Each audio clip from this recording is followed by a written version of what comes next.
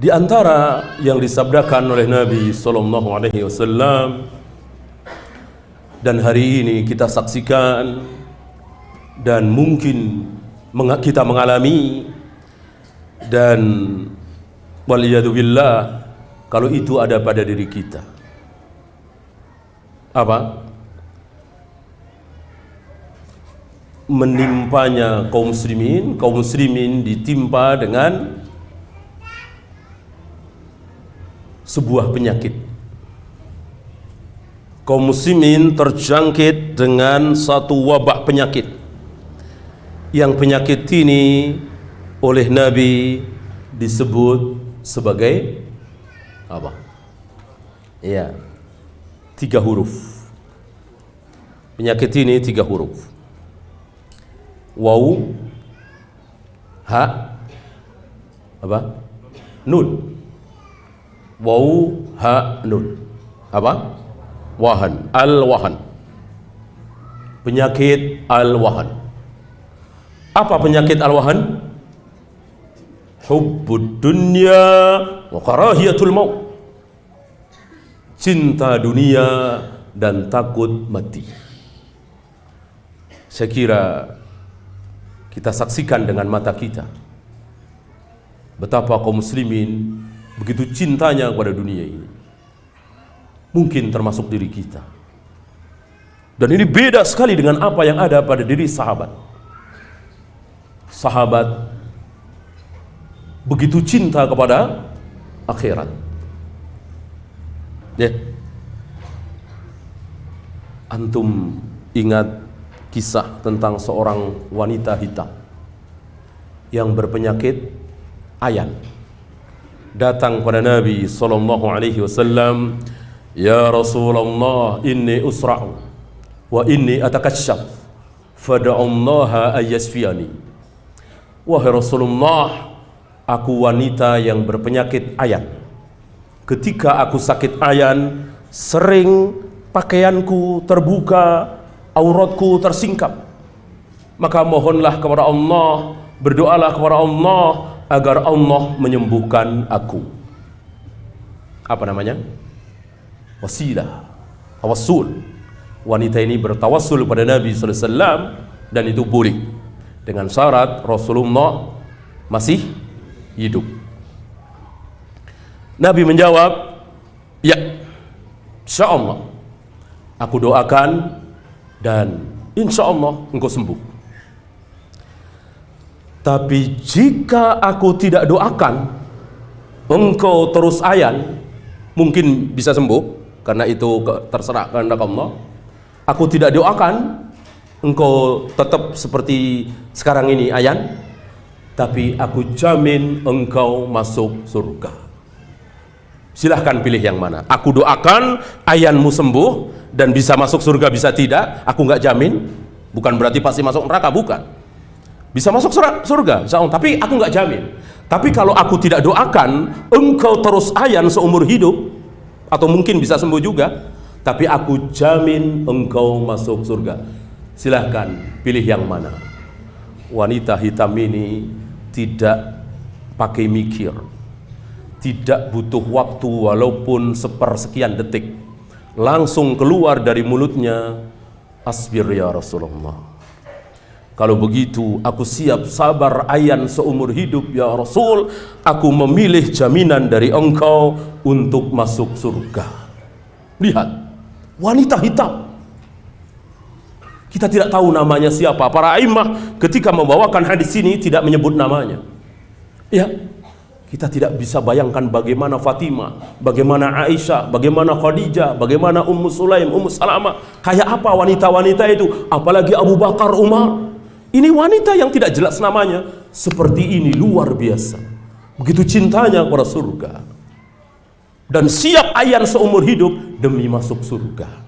Dan tidak pakai pikir-pikir. Kalau seandainya kita yang ditawari seperti itu, barangkali kita mikir sejenak. Ya, ntar dulu ya Rasulullah, ya, mana ya? Wanita ini nggak pakai mikir, langsung, "Asbir ya Rasulullah. Ini menunjukkan bahwa wanita hitam ini yang dia bukan Fatimah, nggak ada apa-apanya dibanding dengan Fatimah, Aisyah, Ummu Salamah, Khadijah. Begitu cintanya kepada akhirat, begitu bencinya kepada dunia. Dan lihat diri kita, betapa zuhudnya kita terhadap surga, betapa rakusnya kita terhadap dunia. Gelap, sudah tinggalkan anak istri untuk cari dunia. Pulang kembali ke rumah, sudah pada tidur anak istri. Dari gelap sampai gelap. Pergi pagi, pulang petang. Penghasilan pas-pasan. Itulah kita. Ya, Allah haramkan dunia ini sedikit sekali. Allah tidak berikan dunia kepada kita kaum muslimin sedikit sekali. Antum bandingkan dengan sahabat yang Allah berikan kepada para sahabat luar biasa. Antum tahu Zubair bin Awam? Ya, antum baca kitab nggak usah jauh-jauh, Riyadhus Shalihin. Ya, di bab tentang amanah. Dikisahkan di situ Zubair bin Awam berkata kepada Abdullah, nanti kalau anaknya ya, nanti kalau ada apa-apanya jual rumahku yang ada di Madinah 2, yang ada di Mekah 3, yang ada di Syam, di Irak, rumahnya di mana-mana, tanahnya di mana-mana. Zubair bin Awam, petani bukan, pedagang bukan. Zubair bin Awam, ini belum Utsman bin Affan, Abdurrahman bin Auf, Abu Bakar.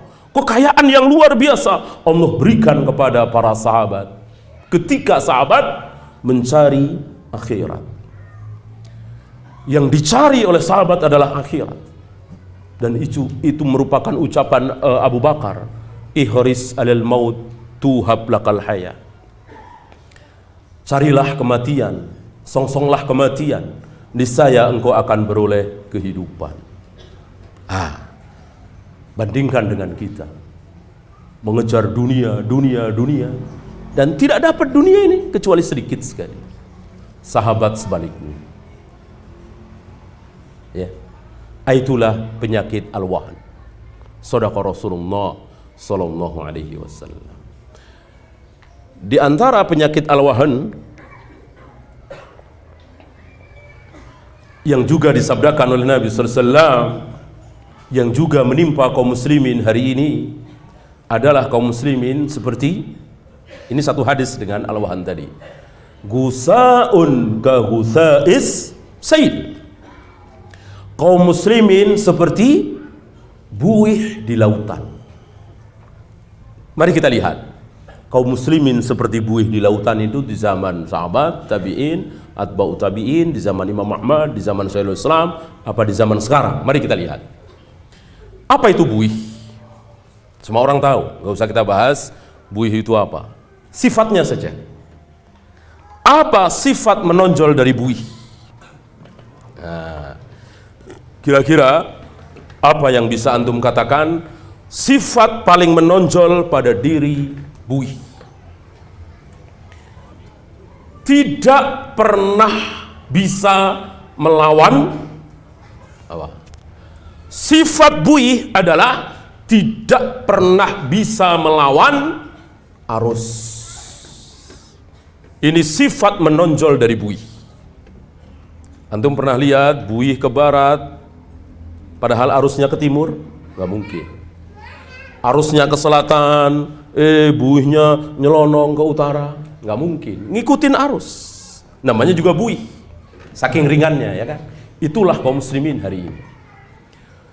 Hampir-hampir mayoritas kaum muslimin terutama di negeri kita tidak pernah berani melawan arus. Ketika arus datang dari barat, teriak demokrasi, kaum muslimin ikut latah teriak demokrasi. Kebenaran ada di pendapat mayoritas, kaum muslimin ikut. Suara rakyat, suara Tuhan, kaum muslimin mengikuti. Shadaqa Rasulullah sallallahu alaihi wasallam. Ya, sedikit sekali dari kaum muslimin yang teriak lain, yang menolak faham demokrasi, sedikit sekali, terutama di negeri kita, ya kan? Kita tidak dengar tokoh-tokoh kita mengatakan bahwa demokrasi bertentangan dengan syariat Islam, karena demokrasi mendasarkan kebenaran itu pada suara terbanyak.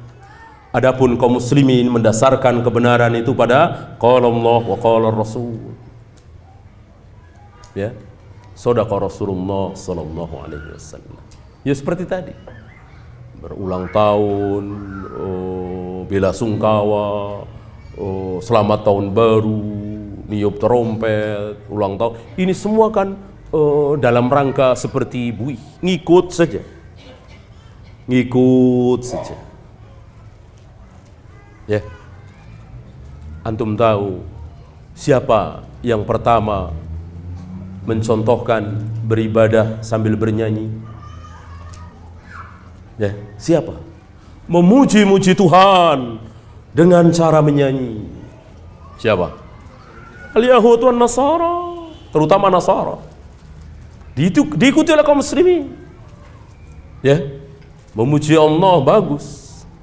Bersolawat kepada Nabi bagus, tapi dinyanyikan. Ya. Sementara ini tidak pernah dicontohkan oleh Nabi sallallahu alaihi wasallam. Ya, satu-satunya yang boleh diperindah, dilagukan, dibaguskan hanya baca Al-Qur'an. Selain itu tidak ada, tidak boleh. Ya. Allah tidak mengizinkan aku membaguskan suara, memperindah, dilantunkan, kecuali membaca Al-Quran. Maka baca hadis, baca salawat, baca zikir, baca wirid, tidak boleh dengan dilagukan. Hanya baca Al-Quran. Ya. Dan Nabi tidak pernah mengajarkan jenis lagu. Bukan ajaran Nabi.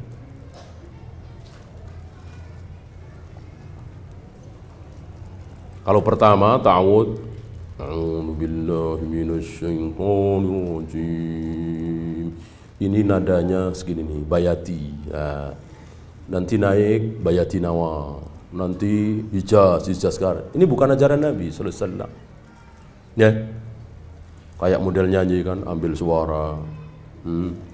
Tuh sama dengan apalah. Ini tidak ada, bukan ajaran Nabi sallallahu alaihi wasallam. Artinya kaum muslimin memperindah bacaan Al-Quran itu bebas. Yang penting ada alunannya. Alhamdulillahirabbil alamin, boleh. Alhamdulillahirabbil alamin, Ar-Rahmanir Rahim, silakan, bebas. Gak ada aturannya. Gak ada nada dasarnya apa ya, sekian, ketukan sekian, gak ada, bebas saja. Ya, dan tidak mengikuti suara tertentu, alunan tertentu. Antum tahu, suara yang membuat Rasul tertarik, Rasul saja tertarik, apalagi sahabat yang lain. Ya, suara siapa? Abu Musa al-Asy'ari. Sampai dikatakan engkau diberi oleh Allah seruling tenggorokan seperti tenggorokannya Nabi Daud. Abu Musa al-Asy'ari kalau membaca Al-Quran luar biasa. Suaranya bagus, merdu. Ya. Adakah sahabat yang menirukan suara Abu Musa al-Asy'ari? Nah, tidak ada. Ini bid'ah. Mengikuti bacaan seorang qori, nadanya, iramanya, jenis suaranya, tidak syak lagi, bid'ah, nggak boleh, ya. Kecuali nggak sengaja karena sering dengar, karena dia gurunya, dia muridnya, mungkin. Kalau tidak, jangan, nggak boleh. Maka kita dengan suara masing-masing, ya. Lihat hari ini sebagian ikhwan, mau apa nih? Mau sudes, nih. Lihat nih sudes. Nah. Mau surem, nah surem nih, ya. Matrut, nah, kan ada orang yang pintar niruin. Jangan. Ya begitulah bacaan matrut, begitulah bacaan saya surem. Ya, kita punya bacaan sendiri, masing-masing bebas. Tidak ada aturannya. Begitu juga azan. Tidak boleh mengikuti bacaan azan seseorang, tidak boleh. Masing-masing. Bilal seperti itu, Abu Maghdurah seperti itu, Ibnu Mas'ud seperti itu, masing-masing seperti itu. Ya. Kecuali sunnah boleh. Sunnah azannya Abu Mahdhurah, ya. Tahun 80-an dulu pernah diamalkan di Manggarai, Ustaz Hakim dan teman-temannya gempar azannya Abu Mahdhurah, ya. Bagaimana antum tahu azannya Abu Mahdhurah? Allahu Akbar, Allahu Akbar, Allahu Akbar, Allahu Akbar, asyhadu an la ilaha illallah, asyhadu an la ilaha illallah, asyhadu anna Muhammadar Rasulullah, asyhadu anna Muhammadar Rasulullah. Terus bukan hayya 'alas shalah, tapi asyhadu an la ilaha illallah lagi, diulang lagi. Syahadatnya diulang lagi. Nah, ini sunnahnya azan Abu Mahdhurah. Jadi sunnahnya yang diikuti, bukan suaranya, bukan jenis suaranya. Tidak syak lagi para imam mengatakan itu bid'ah. Ya. Dan ini bisa menimbulkan ta'assub, tidak boleh. Dan ini satu sunnah, ya. Siapa yang menghidupkan sunnah yang sudah mati, dia mendapatkan pahala besar. Dalam satu riwayat dikatakan khamsina syahidan. Dia mendapatkan pahala seperti orang mati syahid 50 kali. 50 kali mati syahid. Ya. Tentu berisiko. Ya. Antum berani pas hujan-hujan, hayya 'alas shalah, antum ganti dengan sallu fi buyutikum, sallu fi buyutikum. Ini sunnah, salah satu sunnah, ya. Dan siapa yang menghidupkan sunnah yang sudah mati, dia mendapatkan pahala besar, ya. Kita lanjutkan.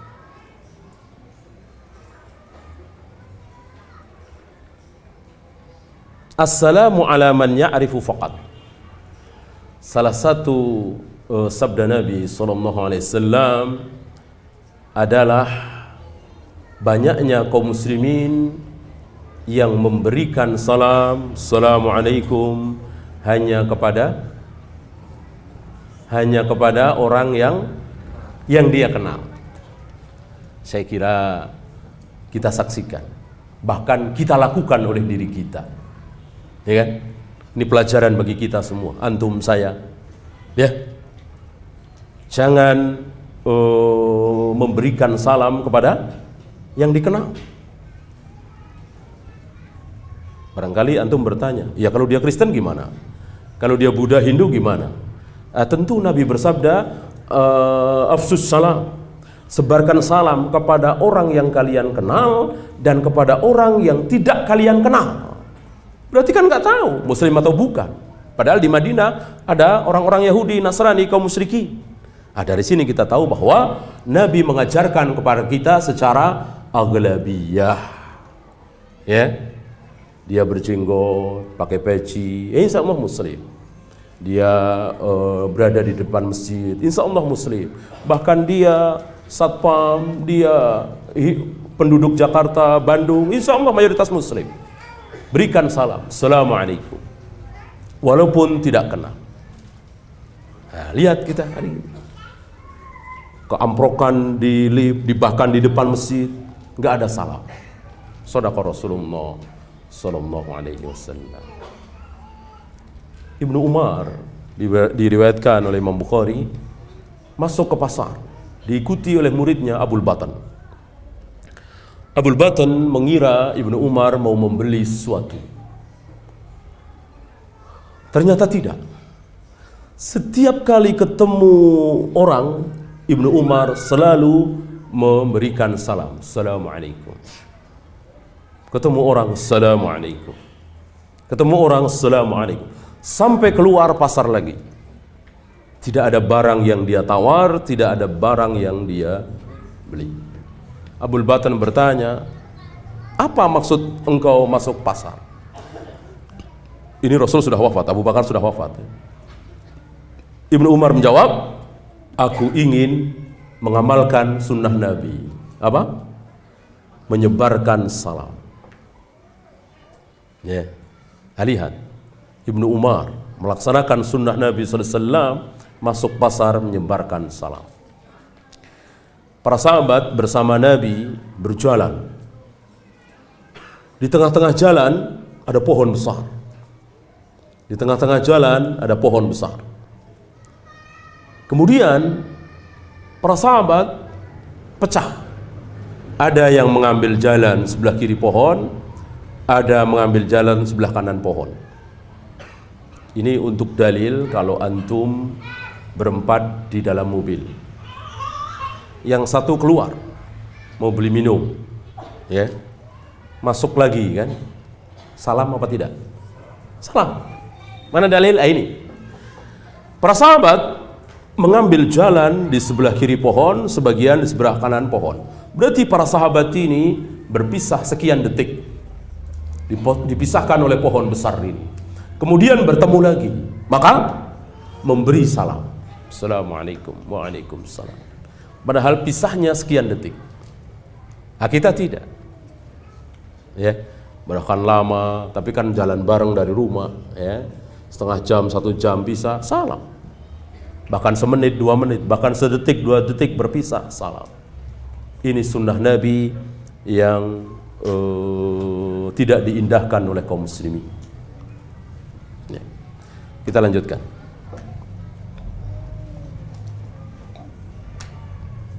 Salah satu sabda Nabi sallallahu alaihi wasallam yang hari ini kita saksikan adalah munculnya Ar-Ruwaibidah. Ar-Ruwaibidah. Siapa Ar-Ruwaibidah? Ruwaibidah adalah orang yang tidak tahu apa-apa tentang Islam ini. Kalau ditanyakan kepada dia, apa bedanya ibadah mahdoh dengan ghairu mahdoh, nggak bisa jawab dia. Apa itu manhaj? Nggak bisa jawab dia. Bahkan tabarruj itu apa? Dia nggak bisa jawab. Ya, minim sekali dia pengetahuan agamanya. Tapi dia tampil di tengah kaum muslimin seolah dia menjadi wakil kaum muslimin, berbicara tentang Islam dan didengarkan. Dan kaum muslimin manggut-manggut. Bagus. Bagus, luar biasa. Ya, sampai orang-orang kufar manggut-manggut. Bagus. Ini ceramahnya suju. Ya, ini Ar-Ruwaibidah. Ya, dan tidak ada yang didapat dari lisannya kecuali disuruh sabar, disuruh sedekah, disuruh amanah, jangan mencuri, jangan menipu, jangan menyakiti orang lain, rajin-rajinlah menolong orang lain yang kesusahan, hormati orang tua, ya. Yang orang nggak pernah ngaji tahu, ya kan? Coba antum nggak pernah ngaji, ya, tahu nggak? Benar nggak disuruh menghormati orang tua? Ya, semua orang tahu. Disuruh jujur, ya. Apa iya orang nggak pernah ngaji, lalu saking nggak pernah ngajinya, lalu dia bilang bohong itu lebih bagus daripada jujur, ya. Mukulin orang itu bagus, ya, asal jangan membunuh, ya. Saya kira nggak ada, walaupun nggak pernah ngaji, ya. Itu yang diajarkan, sesuatu yang fitrah manusia sudah tahu.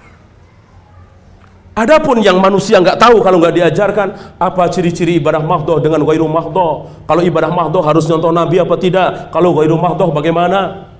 Ya, bagaimana sunnah Nabi? Apa itu manhaj? Bagaimana cara kita beragama? Nggak diajarkan.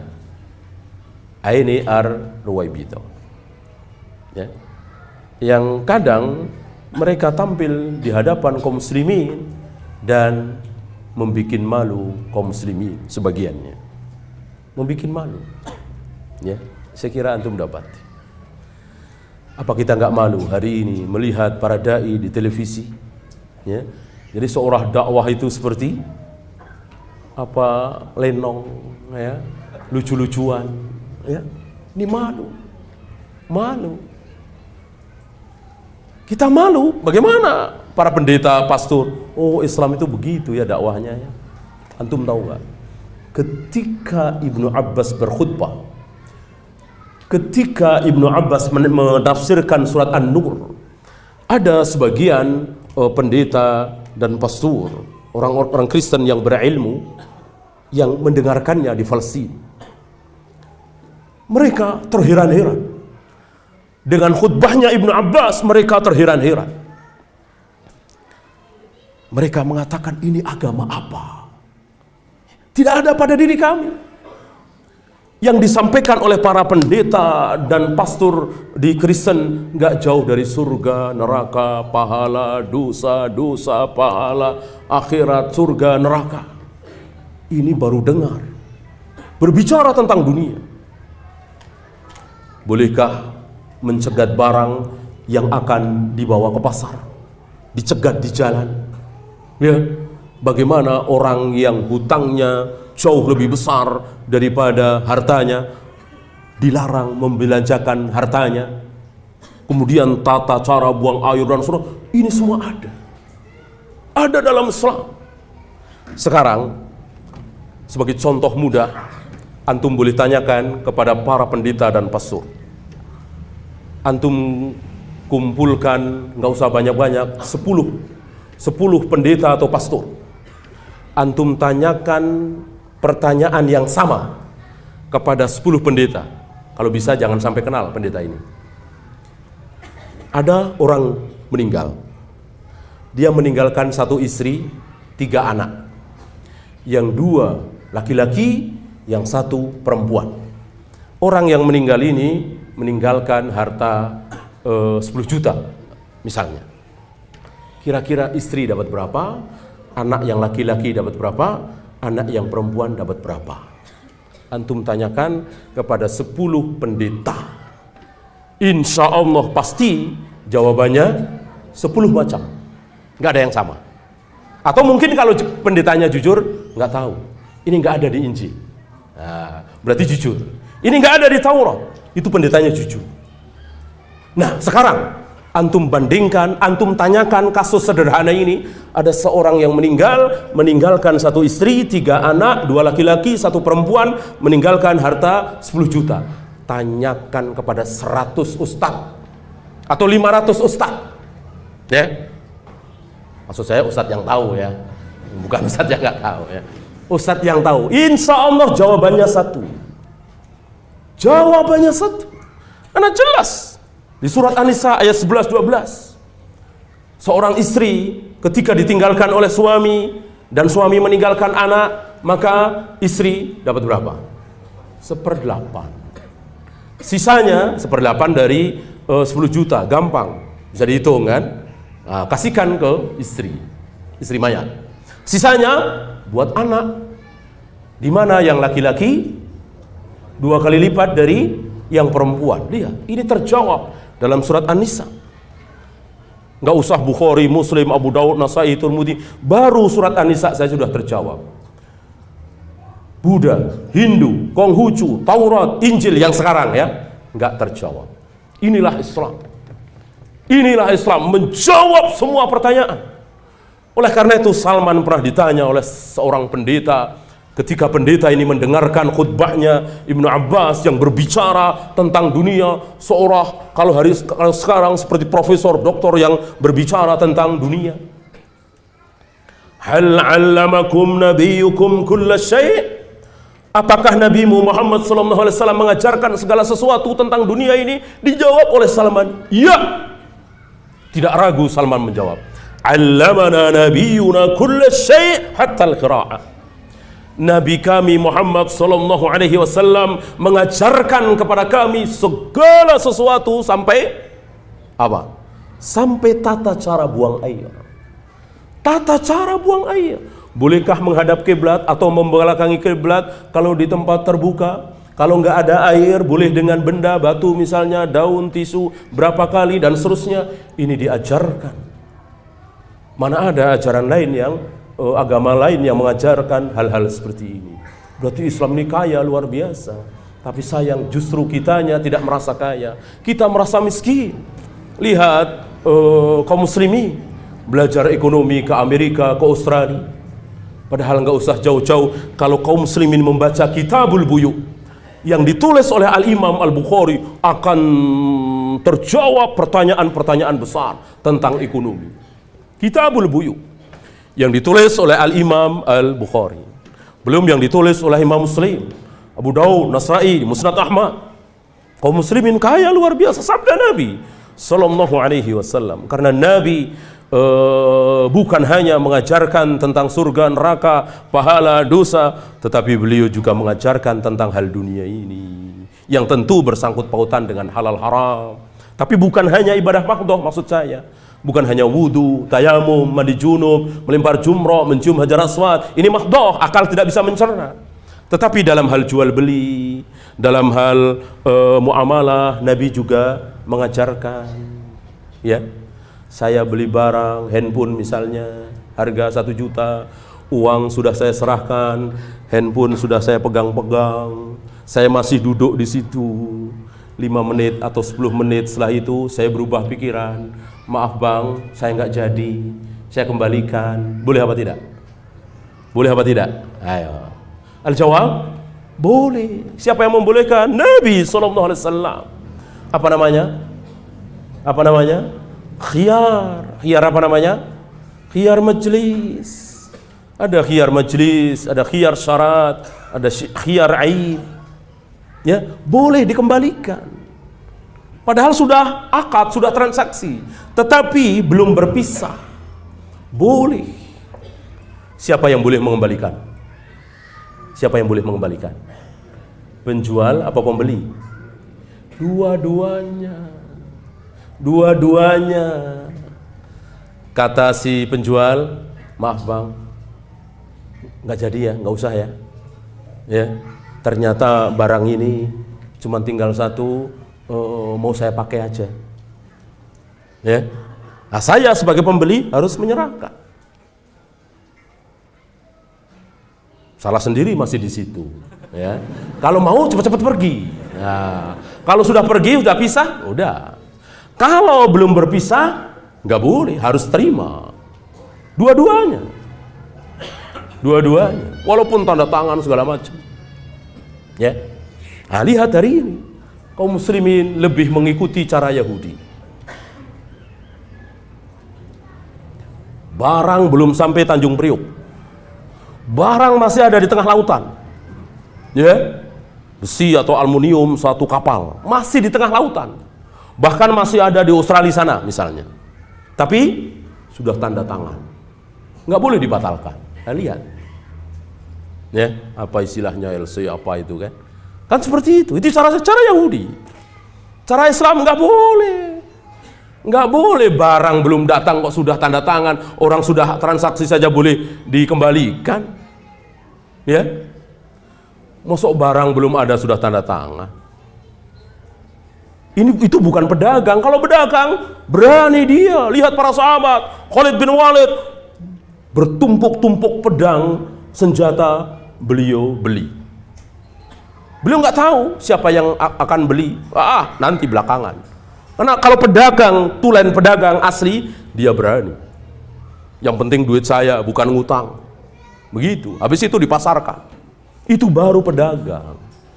Ini enggak takut-takut. Ntar kalau enggak ada yang beli gimana ya? Maka kasak-kusuk cari pembeli. Bahkan barang masih milik orang. Barang masih di toko. Antum tahu handphone 1 juta kasak-kusuk. Mau enggak handphone ini? Ya, 1,2. Barang masih di toko. Ya deh mau, baru antum beli. Enggak boleh. Larangan Allah kepada Bilal tadi, larangan Nabi kepada Bilal tadi. Ya. Enggak boleh. Kalau pedagang harus pasrah kepada Allah, sikoh kepada Allah. Masa antum mau jualan nasi uduk, takut ntar kalau nggak ada yang beli gimana ya? Jangan takut. Udah bikin masak nasi uduk yang enak, digelar, bismillah, tawakal. Ya, nggak usah kasak-kusuk. Datangin tetangga, kalau saya jual nasi uduk, mau beli nggak kira-kira? Ya, ya deh mau, udah tanda tangan dulu dah. Ini gimana kayak gini? Itu kan kayak tadi, emang jualan nasi uduk dengan jualan besi 1 kapal, caranya beda apa sama? Ya tentu secara hukum sama. Namanya jual beli apapun sama. Caranya sama, halal haramnya sama. Kalau ini nggak boleh, itu juga nggak boleh. Kalau ini boleh, itu juga boleh. Ya, antum ketawa kan? Berarti kan nggak bener itu. Masa barang belum jadi suruh tanda tangan. Barang belum ada suruh tanda tangan, ketawa kan? Antum ketawa juga mestinya. Kepada orang-orang yang barangnya masih ada di Australia sana, tetapi kita suruh tanda tangan. Kalau barangnya datang nanti begini. Barangnya datang dulu, sudah milik kita. Ya, ini. Siapa itu? Yahudi. Kembali diikuti oleh kaum muslimin. Ya. Nah, kembali kepada Ar-Ruwaibidah. Ketika Ibnu Abbas tampil, ketika Salman Al-Farisi tampil, ketika Imam Ahmad tampil, Yahya bin Ma'in, Ali bin Madini, Bukhari, Muslim tampil berbicara tentang Islam, maka yang ada adalah keberkahan. Maka kaum muslimin melihat Islam ini luar biasa. Betapa besarnya Islam, betapa agungnya Islam, betapa mulianya Islam, dan kecil sekali agama-agama selain Islam. Nah, sekarang ketika tampil itu orang-orang Ar-Ruwaibidah, maka Islam itu menjadi kecil. Pengajian itu seolah nggak jauh dari yasinan, tahlilan, ya. Seolah-olah pengajian itu, Mas ngaji yuk. Ngaji paling selawatan kan ya? Selawatan, ya. Baca yasinan. Seolah ngaji itu isinya itu. Ya. Bahkan ada pernah temen ngeledek ya, ketika diajak ngaji, si remaja, ngaji yuk. Ngaji itu paling cuman disuruh ngikutin kata-kata kiainya, ya. Karena kan biasanya ngaji sama kiainya begitu. Ya ibu-ibu ya, kita harus rajin sholat. Nah, itu Bu ya. Ya, kita tidak boleh bohong. Jadi ngaji itu dikiranya kayak gitu, kayak anak TK. Ya. Jadi pengajian itu Islam itu menjadi kecil. Karena apa? Yang tampil itu Ar-Ruwaibidah. Kalau yang tampil Ibnu Abbas, Syekhul Islam, Imam Bukhari, jadi kelihatan besarnya Islam itu. Jadi kelihatan betapa besarnya manhaj ini. Ya. Termasuk manhaj salaf ini.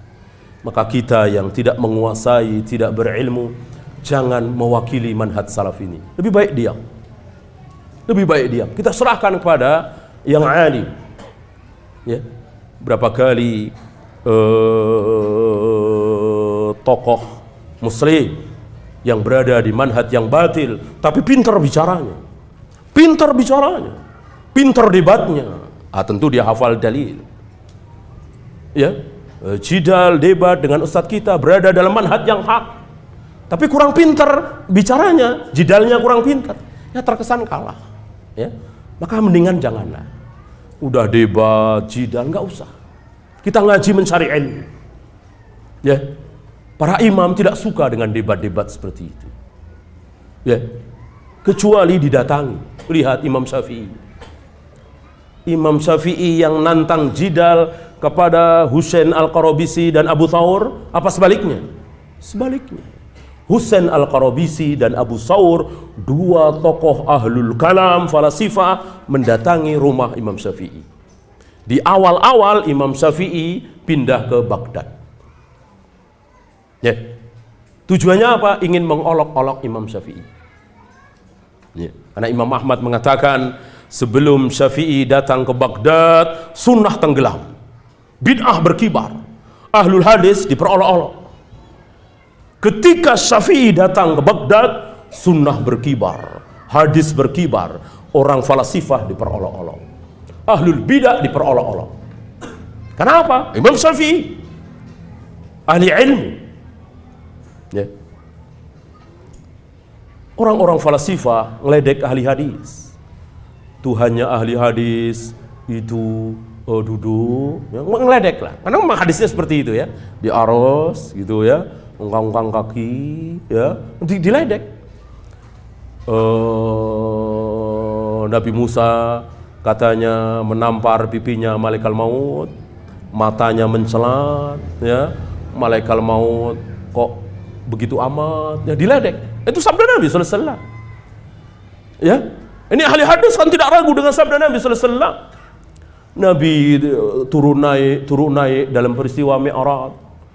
Dinasihati oleh Nabi Musa untuk meminta keringanan, jangan 50 waktu, turunkan menjadi 40, naik lagi, turun lagi, 40 jadi 30, 30 20. Ini diledek oleh orang falasifah. Ya.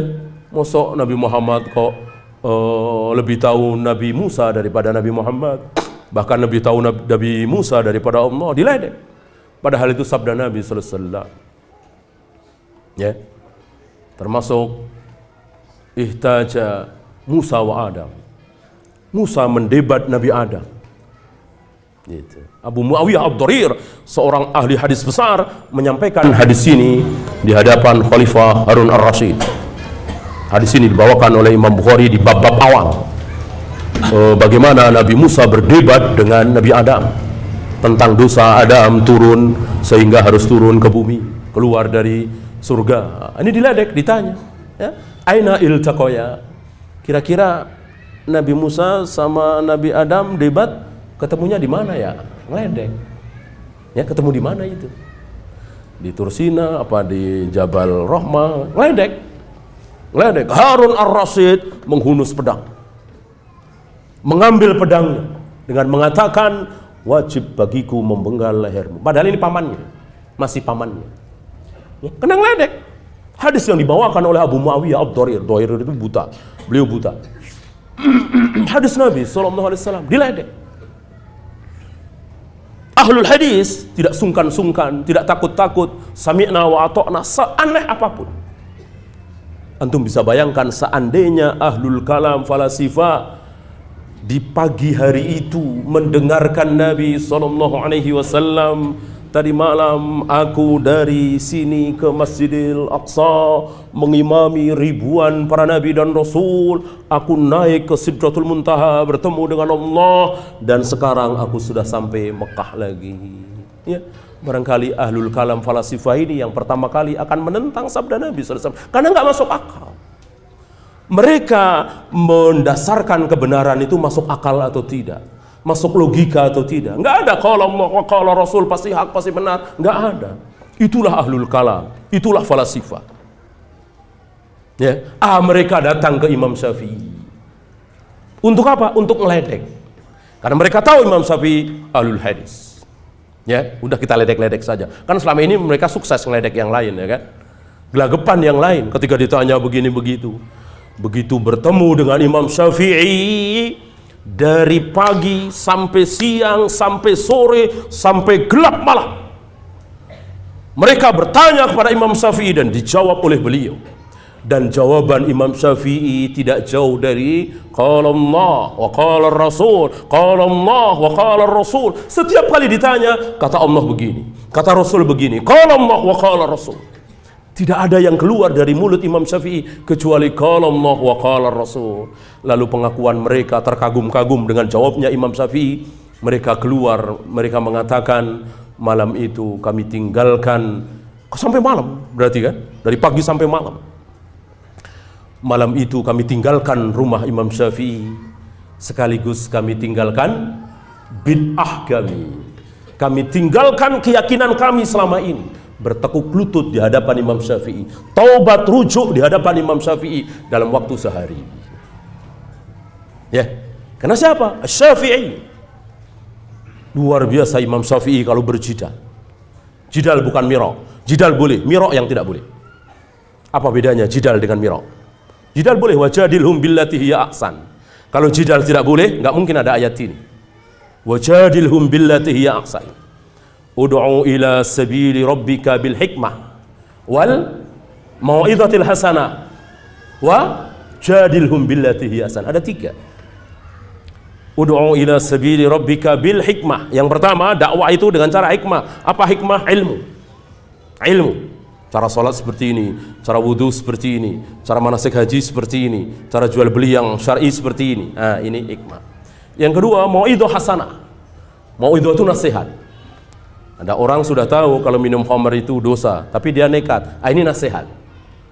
Nasihat hasanah. Walaupun dia sudah tahu minum khamr haram, tetap kita ajak dia untuk meninggalkan khamr dengan cara yang bagus. Akan berbahaya begini. Yang terakhir, wajadilhum billati hiya ahsan. Dan berjidallah dengan cara yang baik. Berarti jidal boleh. Yang tidak boleh, mira. Maka sabda Nabi, man tarakal mira. Barang siapa yang meninggalkan miro, bukan mantarokal jidal. Barang siapa yang meninggalkan miro, Walau kana muhiqqan, padahal dia yakin dia berada dalam kebenaran, tapi dia tidak mau mira, maka Allah akan bangunkan sebuah istana di tengah-tengah surga. Siapa? Orang yang nggak mau mira, padahal dia yakin berada dalam kebenaran. Apa mira? Mira itu debat juga, tetapi tujuannya menang. Tujuan satu-satunya menang. Kalau jidal tidak. Tujuannya apa? Kebenaran. Maka orang yang berjidal siap rujuk, siap taubat kalau lawan jidalnya berada dalam kebenaran. Nah, itu jidal. Kalau mira enggak. Apapun yang terjadi aku harus menang. Apapun yang terjadi dia harus kalah. Nah, itu mira, haram. Kalau ini yang terjadi haram.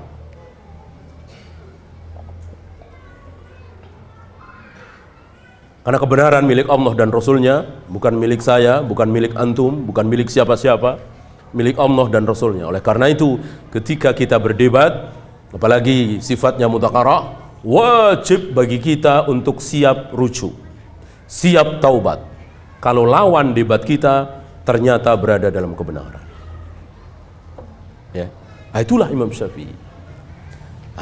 Bandingkan dengan Ar-Ruwaibidah yang muncul hari ini. Ya. Yang ada pertanyaan ditulis saja, siapkan.